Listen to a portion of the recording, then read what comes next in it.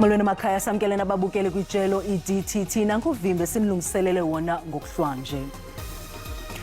Umongameli Cyril Ramaphosa uthi umbhodamo kasomaqhuzwe Eskom kumele uthatyathelwe ingqalelo ngenjongo yokuza nozinzo ekusetyenzisweni kwamandla. Ethetha kwi-COP28 eDubai e-United Arab Emirates, umongameli kwanyathele kumba wemfazwe phakathi kweSirayeli neHamas. Intlanganiso nentloko yesigqeba sombutho wezizwe ezimanyeneyo okungundoqo yimiba yenguqu kwezamandla. Emva kokunikezela ngentetho kwingqungquthela ye-G77 okaRamaphosa uthabathe ixesha lokushukuxa imiba edlumzi eMzantsi Afrika echaphazela isigwebo senkundla kuxanduva likarhulumente lokuqinisekisa ukuba izibhedlele nezikolo zinombane. We've taken note of the judgment, and the judgment really speaks to what we want to see done. We want our schools, we want our hospitals to have the requisite amount of energy. So for us, it's a confirmation of our government program. Ukanti umongameli ukwachaphazele imingeni ejamelene no-Eskom. We are going to continue with all the actions we need to take to restructure Eskom so that we reposition it into three entities so that it can work more effectively. Kananjalo kumba wakumbindi mpuma umongameli uhlabe ikhwelo lokubeka phansi intonga kulawulo xolo. As for us, as the government of the Republic of South Africa, we continue to call for a ceasefire. Umongameli waseBrazil naye usengele thungeni linye memelela inzolo kule mbambano. They should stop the war and let's negotiate around the table and save lives instead of destroying lives. Usekela mongameli we-ANC uPaul Mashatile uthi uqinisekile ukuba umbutho we-ANC uza kuphumelela kunyulo lukazwelonke lonyaka ozayo. Uqhubele phambili ngephulo lokugaya inkxaso lombutho kumasipala ombaxa eBuffalo City eMpuma Koloni nalapho ethabathe inxaxheba kwiindibano zoluntu eziquka ukundwendwela indlu ngendlu. uMashatile ukhuthaze amavolontiya eqela ukuba abonakale kwiindawo abahlala kuzo athathe amanyathelo okujongana nemingeni.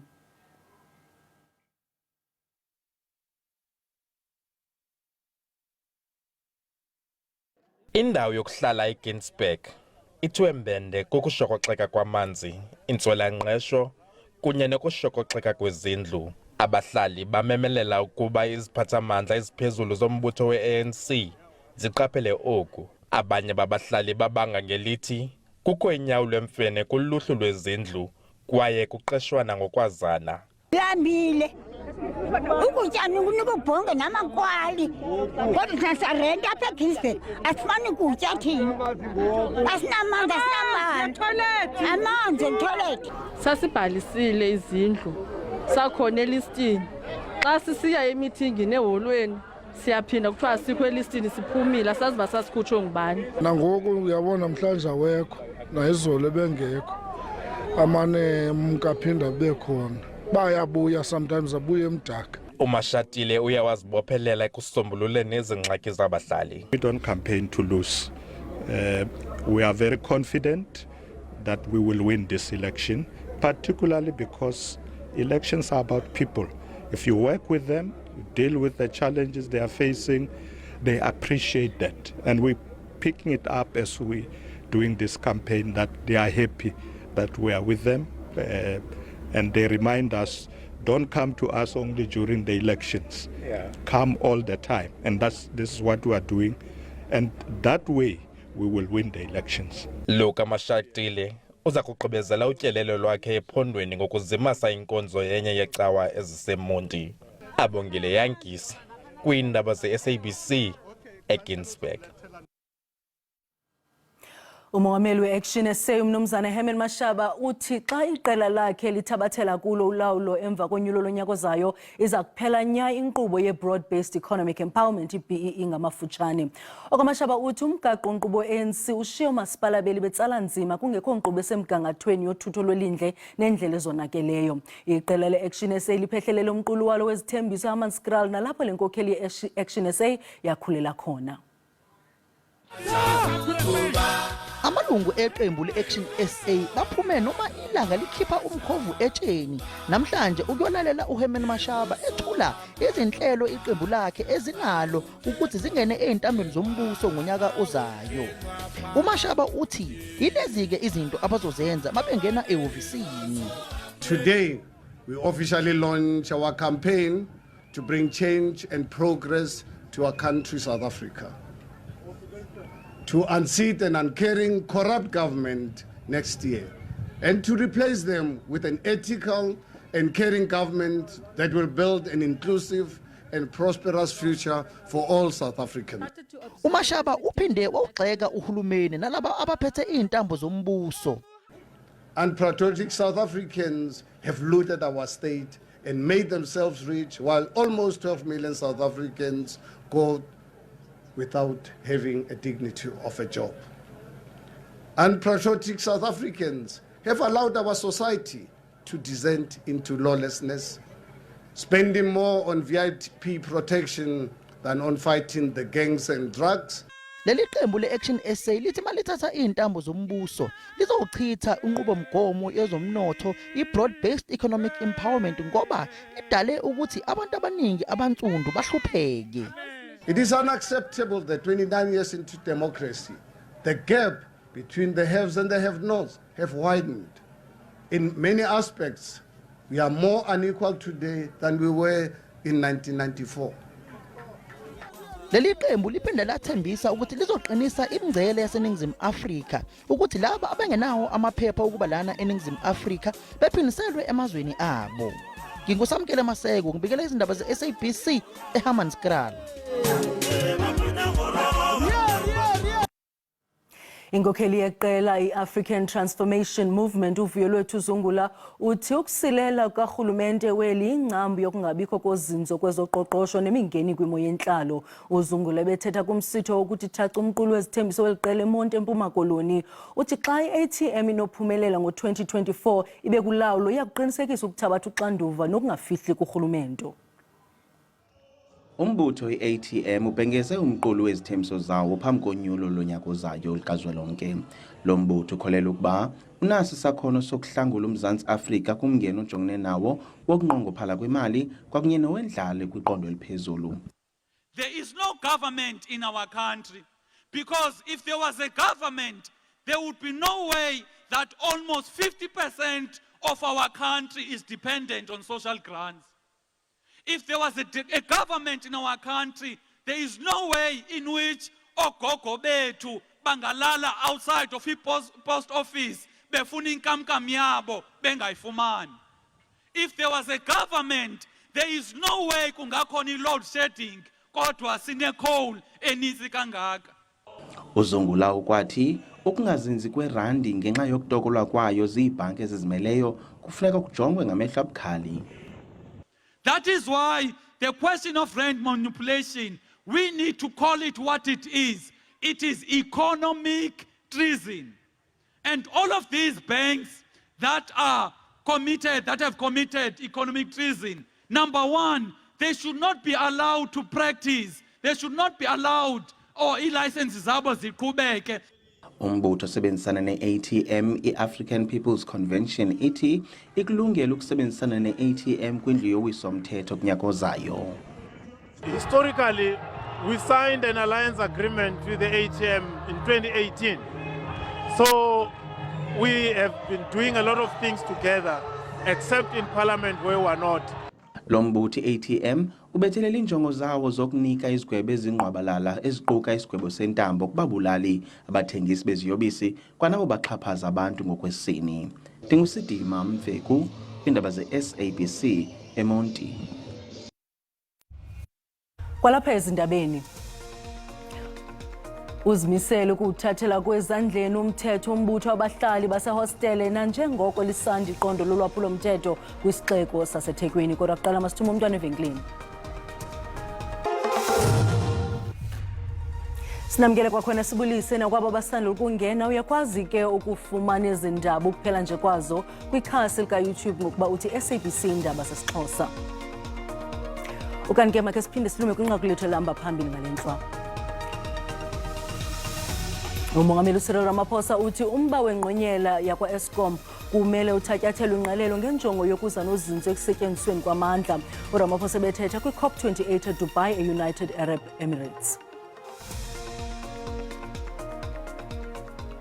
Umbutho wabahlali basehostel ubunye bamahostela ugrogrise ngokuthathela umthetho ezandleni zawo nanjengoko lisanda iqondo lolwaphulo-mthetho kwisixeko saseThekwini. Amapolisa athi azifumene ingxelo kubaqhubi zokuqweqwedisa kwezithuthi bathathelwe neempahla zabo ezifana neebhegi kunye nee-cellphones. Imeko yobundlobongela iqatsele nakubeni kukho ungenelelo lwamapolisa kule meko.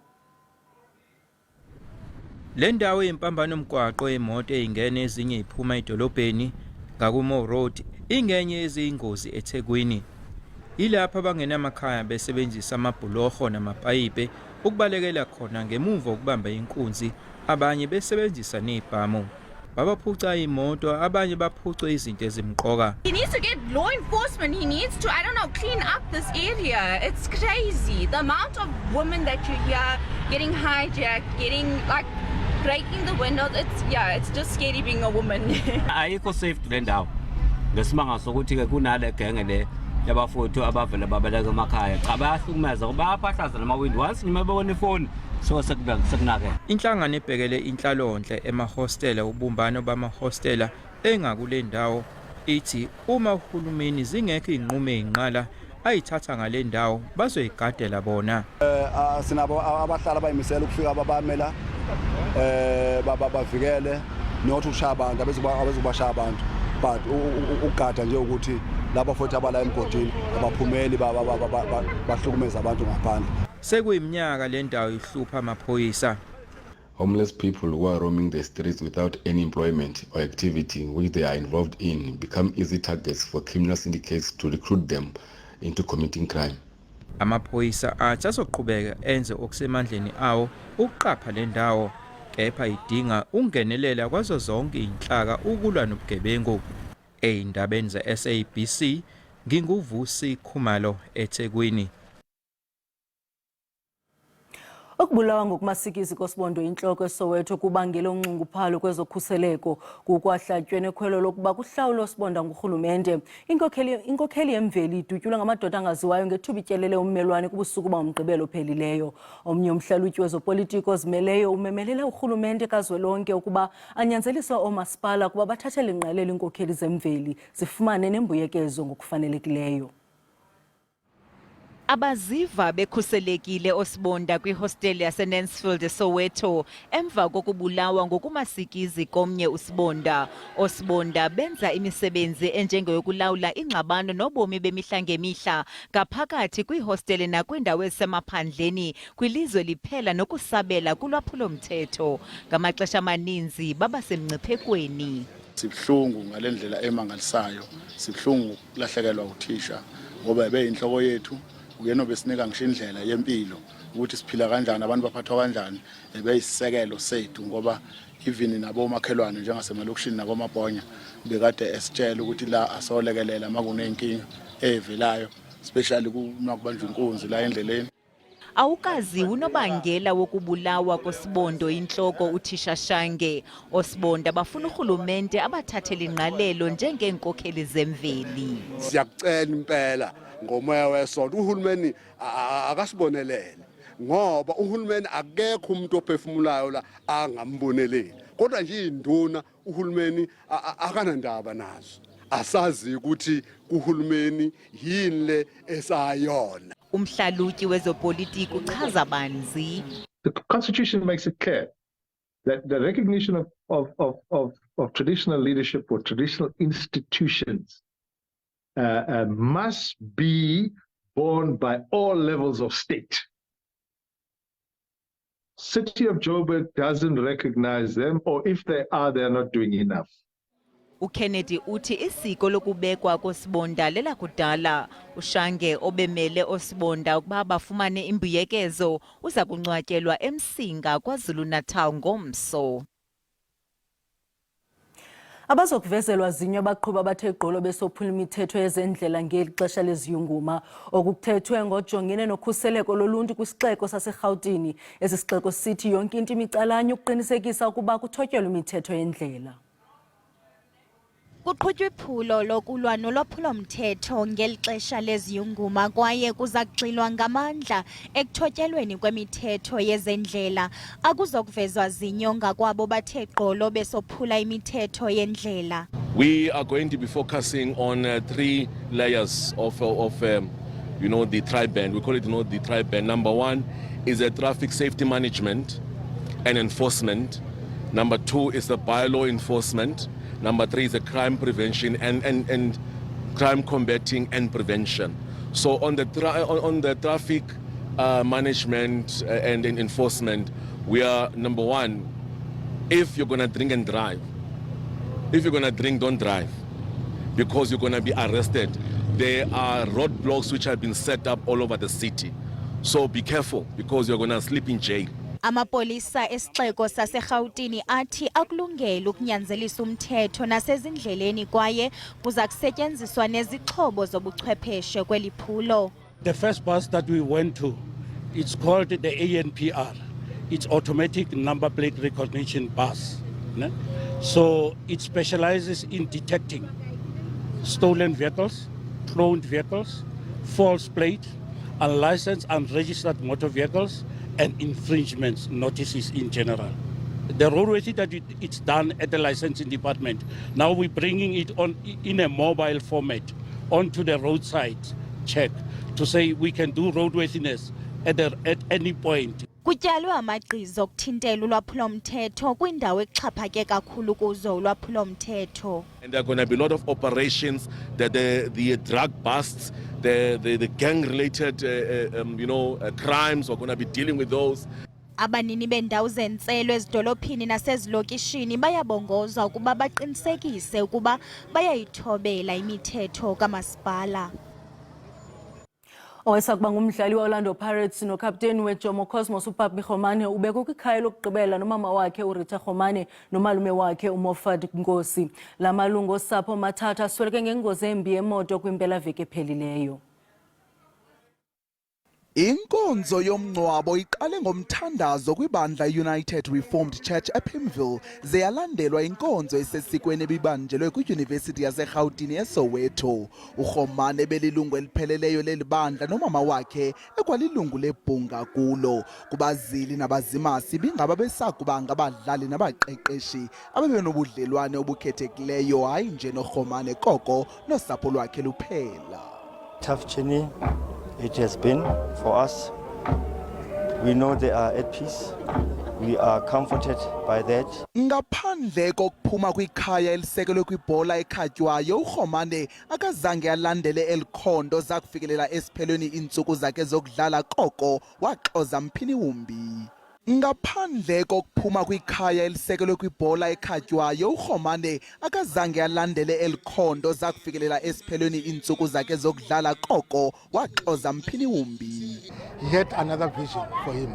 He was not like any other players who retires and then they all opt for coaching positions. But with him, it was different. I think he was in farming, he was a businessman.